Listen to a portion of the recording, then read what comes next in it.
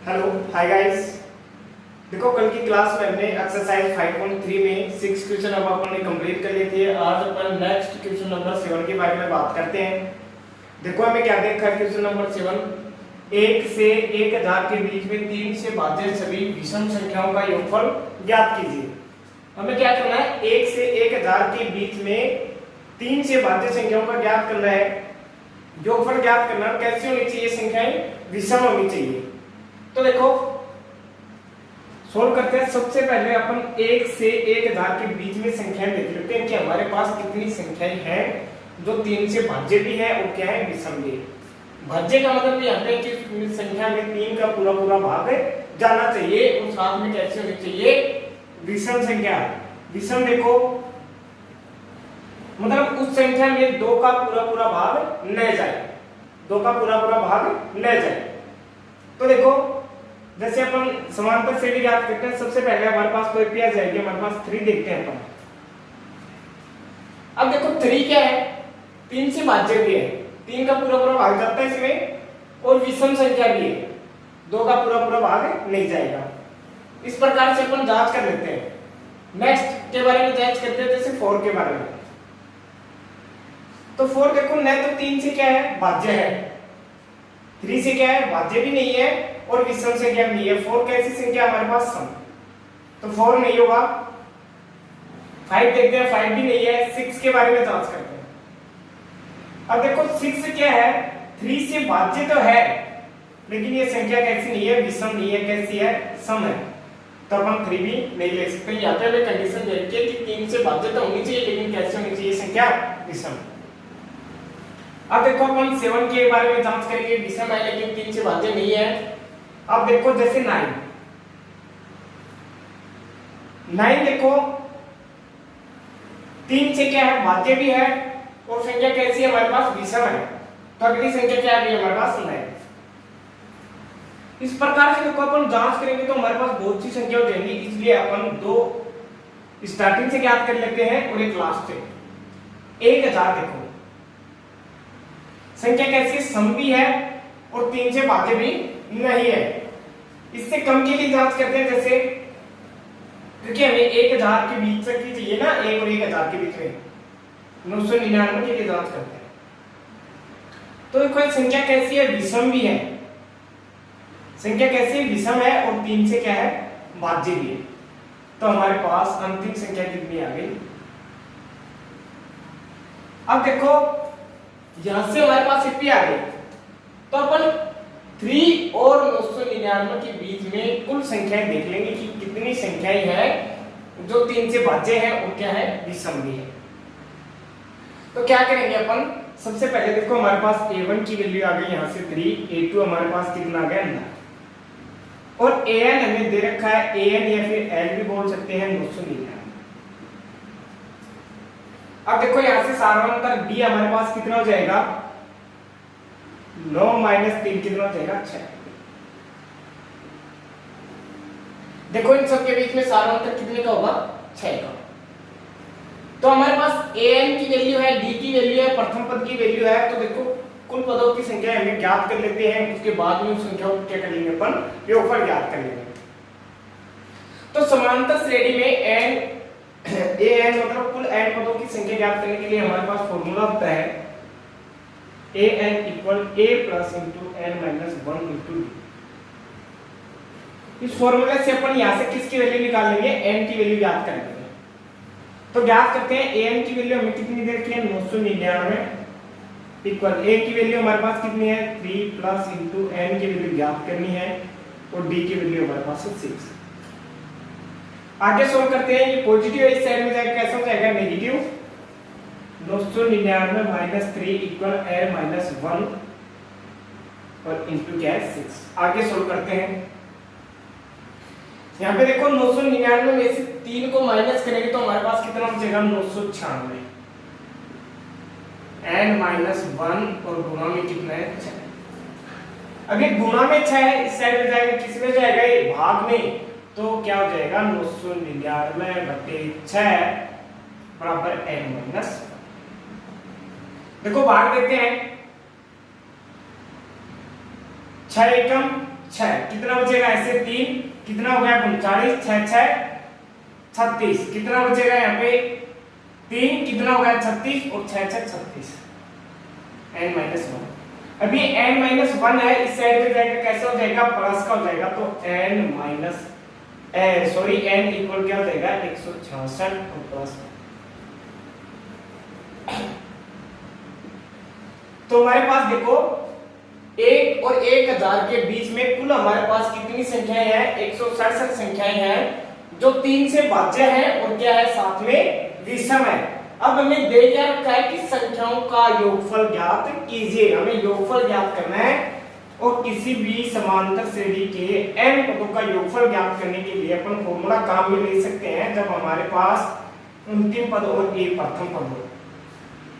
Sn equal n/2 into a plus an या फिर n value रखते हैं तो s 167 क्या हो जाएगा 167/2। एक हमारे पास कितना है 3 प्लस an कितना हमारे पास सुन लीजिए, तो s 167 कितना हो जाएगा 167/2 गुणा 3 ऐड करेंगे तो कितना हो जाएगा 1002। यहां से देखो ये 2 से कैंसिल हो रहा है तो कैंसिल कर देते हैं 501। तो s 167 कितना जाएगा हमारे पास 167 गुणा 501। यहां पे देखो गुणा करते हैं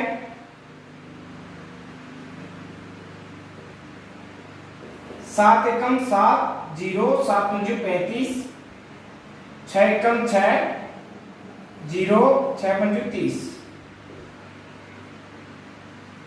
1 एकम 0 और 5 एकम 5 7 6 5 6 3 और 5 3 83,667। तो S 167 हमारे पास क्या आ गया 83,667। और हमें ये ज्ञात करना था कि 1 से 1000 के बीच में तीन कुल कितनी संख्याएं हैं जो 3 से भाज्य है संख्याएं हैं और साथ में क्या है विषम अंक का योगफल हमें क्या करना था ज्ञात करना था। तो अपन सबसे पहले कुल संख्या ज्ञात कर लेंगे कितनी संख्या हमारे पास 167 है 1 और 1000 के बीच में जो 3 से क्या है भाज्य भी है और क्या है विषम संख्याएं भी है। योगफल ज्ञात करना है तो योगफल के लिए हमारे पास फॉर्मूला आता है Sn equal n/2 into a plus an। तो हमारे पास कुल योगफल कितना आ गया 83,667।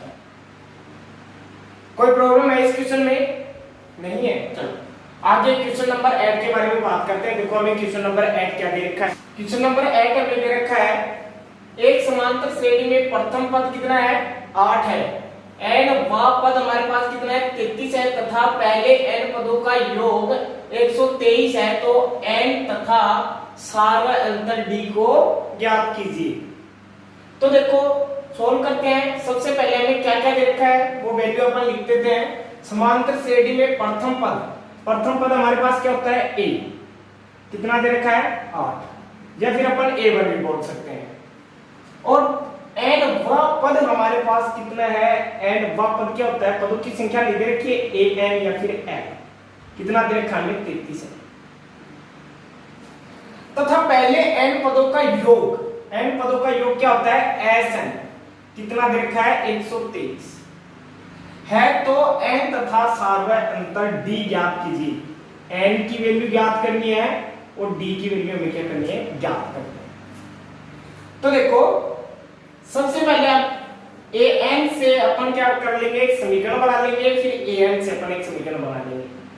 यहां से अपन देखो करते हैं an हमारे पास क्या होता है a plus into n-1 into क्या होता है d। यहाँ पे देखो जो जो वैल्यू दे रखी है वो अपन पुट कर लेते हैं। an हमें कितना दे रखा है 33 और प्रथम पद हमारे पास a कितना है 8 प्लस इंटू n-1 इंटू क्या है d। पक्षांतरण करते हैं कितना हो जाएगा 33 माइनस प्लस 8 है इस साइड में आएगा -8 और n-1 और इंटू क्या हो जाएगा d। यहां से देखो 33 में से -8 करेंगे तो कितना बचेगा हमारे पास 25 n -1 तो गुणा क्या हो जाएगा, ये क्या हो गया हमारे पास जैसे समीकरण नंबर फर्स्ट हो गया, समीकरण नंबर क्या दे दिया हमने फर्स्ट दे दिया। अब हमारे पास देखो प्रथम n पदों का योग हमें दे रखा है 123 है और s n होता क्या हमारे पास n/2 into a plus an, अंतिम पद हमें दे रखा है। तो देखो s 123 हमें कितना sn प्रथम पहले पदों का योग हमें दे रखा है 123 और n/2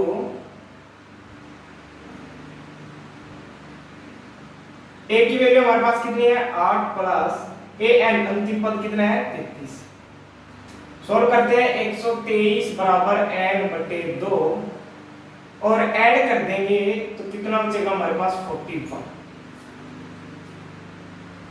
तो 123 यहाँ पे देखो क्या है भाग में है तो गुणा कर देते हैं, इसको क्या हो जाएगा 3 दूनी 6 2 दूनी 4 और 2 एकम 2 n गुणा 41।